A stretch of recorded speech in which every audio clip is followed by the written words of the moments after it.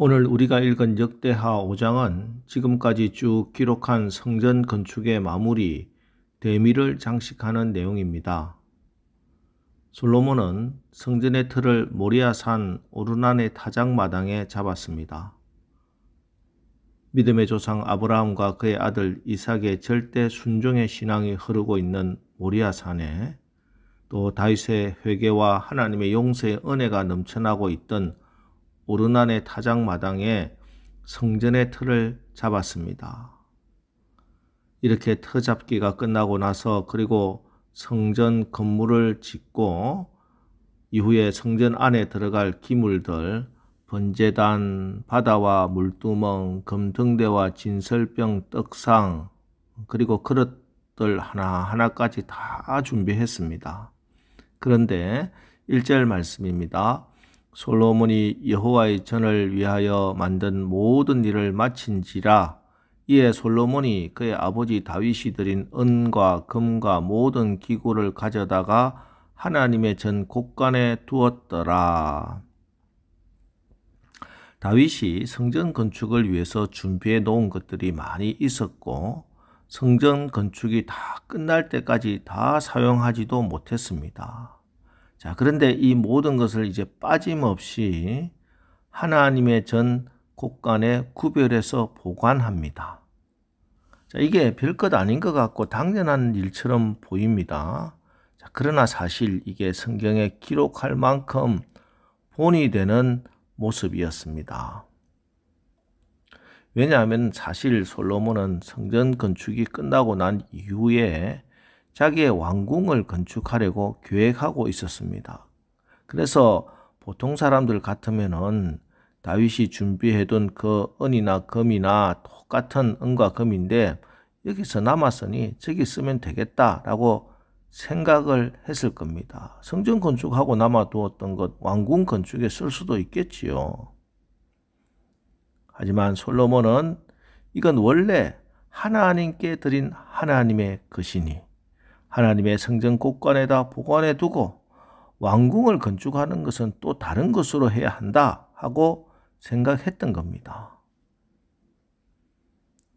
우리가 어떤 일을 시작했다면 그 일의 시작과 과정도 중요하지만 마무리까지 끝까지 깨어서 마무리하는 것 훨씬 더 중요합니다. 일이 잘 되면 대부분 마지막에 해이해지고 나태해지기가 쉽습니다. 특별히 영적인 일은 더욱더 그런 것 같습니다. 선줄로 생각한 그때에 사단의 공격이 더 교묘하고 강력해지는 것입니다. 끝까지 이것이 하나님이 기뻐하시는 일일까? 내가 마지막에 이렇게 하는 것 정말 하나님이 원하시는 길일까? 끝까지 깨어서 우리 자신을 돌아봐야 하겠습니다. 그리고 이제 진짜 마무리가 남아 있습니다. 2절입니다. 이에 솔로몬이 여호와의 언약궤를 다윗성 곧 시온에서부터 메어 올리고자 하여 이스라엘 장로들과 모든 지파의 우두머리 곧 이스라엘 자손의 족장들을 다 예루살렘으로 소집하니. 자, 이제 성전 안에 가장 중요한 것, 다른 건 하나도 없어도 되는데 반드시 있어야 할 것, 바로 하나님의 언약궤를 모셔오는 일이 남아 있습니다. 이를 위해서 이스라엘 장로들과 모든 지파의 우두머리 곧 이스라엘 자손의 족장들을 다 예루살렘으로 소집합니다. 이때 솔로몬이 기억해야 할 사건이 하나 있지요. 예, 아버지 다윗 때 언약궤를 다윗성으로 모셔오면서 수레에다가 하나님의 궤를 모시고 오다가 그만 소들이 띠므로 우사가 그것을 잡으려다가 죽고, 그래서 오베드돔의 집에 가서 석 달 동안 머무르다가 다시 모셔오게 된 일입니다.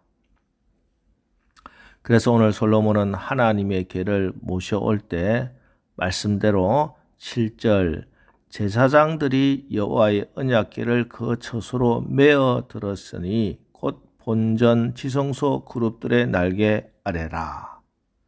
하나님의 말씀대로 제사장들이 메고 지성소에 모십니다. 그리고 13절, 14절 나팔 부는 자와 노래하는 자들이 일제히 소리를 내어 여호와를 찬송하며 감사하는데 나팔 불고 재금치고 모든 악기를 울리며 소리를 높여 여호와를 찬송하여 이르되 선하시도다 그의 자비하심이 영원히 있도다 하매 그때 여호와의 전에 구름이 가득한지라 제사장들이 그 구름으로 말미암아 능히 서서 섬기지 못하였으니 이는 여호와의 영광이 하나님의 전에 가득함이었더라.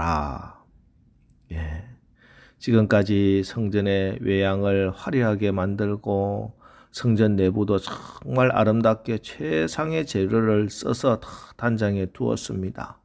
그러나 그때는 여호와의 영광이 구름 가운데 임하셨다. 이런 말씀이 기록되지 않았습니다. 하지만 하나님의 성전에 하나님의 언약궤 하나님의 말씀이 성전을 가득 채우게 될 때 그때 하나님의 영광이 성전에 가득하게 된 것입니다. 왜? 바로 하나님께서 성전을 향하여 기대하시고 바라는 것 유일한 한 가지는 말씀을 가득 채우는 것이기 때문입니다. 여러분, 하나님의 성전에서 하나님이 바라시는 것은 다른 것이 아닙니다. 하나님의 성전이 화려한 대리석 돌로 만들어지는 것, 하나님의 성전 내부가 이런저런 금은 장식으로 가득 채워지는 것, 그것도 물론 아름답고 사람들 보기에는 귀하고 좋은 일이지만 그러나 가장 중요한 것은 하나님의 말씀으로 가득 찰 때 그때 하나님이 영광 가운데 성전에 임해 주신다 하는 말씀입니다. 이것은 오늘도 마찬가지입니다. 주님의 몸된 교회에 하나님의 영광이 가득 차기 위해서는 반드시 하나님의 말씀이 가득 차 있어야 합니다. 하나님의 말씀이 왕성하게 역사해야 하나님의 영광이 임합니다. 1517년 종교개혁 당시의 성경은 라틴어로 되어 있었습니다. 라틴어는 일반 성도들은 모르고 신학교에서 배우는 글자였습니다. 그러니 일반 성도들은 성경을 읽을 수가 없었습니다. 오직 신부들이 강론하는 것을 듣고 그 말이 성경에 있는 것인지 아닌지도 모르는 것입니다. 이게 바로 신앙의 타락입니다. 여러분, 신앙의 타락은 다른 것이 아닙니다. 하나님의 자녀가 성경을 스스로 읽지 않는 것, 바로 이게 신앙의 타락입니다. 달리 어떤 큰 죄를 지어서 타락이 오는 것이 아니라 주의 백성들이 스스로 하나님의 말씀을 읽지 않음으로 타락이 오는 것입니다. 그래서 마틴 루터의 종교개혁의 시발점은 바로 라틴어 성경, 일반 평신도들은 읽을 수도 알아들을 수도 없는 성경을 일반 국민들이 읽을 수 있도록 모국어인 독일어로 번역하는 것이었습니다. 그리고 외칩니다. 솔라 스크립투라, 오직 성경으로. 하나님의 백성은 하나님의 말씀인 성경을 스스로 읽어라 하는 것입니다. 이게 종교개혁입니다. 그래서 여러분이 아직도 성경은 일주일 내내 모셔두었다가 주일날 먼지 탈탈 들고 교회로 가지고 와서 목사님이 해주시는 설교 한번 듣고 은혜 받았다 만족하고 계신다면은 바로 그 신앙이 중세의 암흑기에 타락한 신앙이요, 종교개혁이 필요한 신앙입니다. 여러분, 거북이 교인이란 말 아십니까? 새는 10일 정도 굶으면 죽습니다. 사람은 15일, 개는 20일을 굶으면 죽습니다. 금식하는 사람들 종종 좋은 물을 마시면 40일까지도 살 수 있답니다. 그런데 놀랍게도 거북이라는 놈은 500일까지 먹지 않고 살 수 있답니다.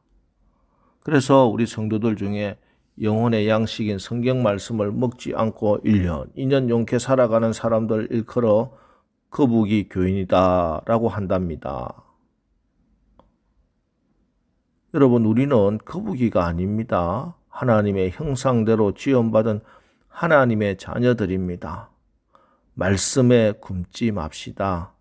매일 새벽마다 하늘에서 내리는 만나를 먹어야 굶지 않고 광야 잘 통과해서 가나안 땅에 이릅니다. 이제 오늘 하루도 그리고 평생에 살아있는 생명의 말씀, 우리를 변화시키는 능력의 말씀, 죄와 유혹으로부터 우리를 거룩하게 분리시키고 생명과 사망의 길을 가르는 하나님의 말씀을 읽고 묵상하고 순종하여 승리하는 하루를 사시기를 주님의 이름으로 축원합니다. 기도하겠습니다. 하나님, 우리가 무슨 일을 하든지 끝까지 잘 마무리하여 지금까지 공들였던 모든 것이 무너지고 실패하는 일 없게 하옵소서. 오늘 특별히 솔로몬이 성전을 건축하고 봉헌하면서 가장 중요한 언약궤를 제사장들이 말씀대로 잘 메고 지성소에 모실 때 하나님의 영광이 가득한 말씀을 읽었사오니 우리의 마음에 또 가정과 교회에 하나님의 말씀으로 가득 채우고 말씀을 믿고 순종하여 하나님의 말씀이 역사하는 날마다 살아나는 역사, 부흥의 역사, 기적의 역사가 일어나는 하나님의 영광을 보게 하옵소서. 예수님의 이름으로 기도합니다. 아멘. 자, 이제 주여 우리가 모든 일에 마무리 잘 되게 우리의 마음과 가정에 교회에 하나님의 말씀으로 성전을 세우게 하옵소서. 오늘 말씀 붙들고 우리 합심해서 기도하고 나가겠습니다. 우리 기도하겠습니다.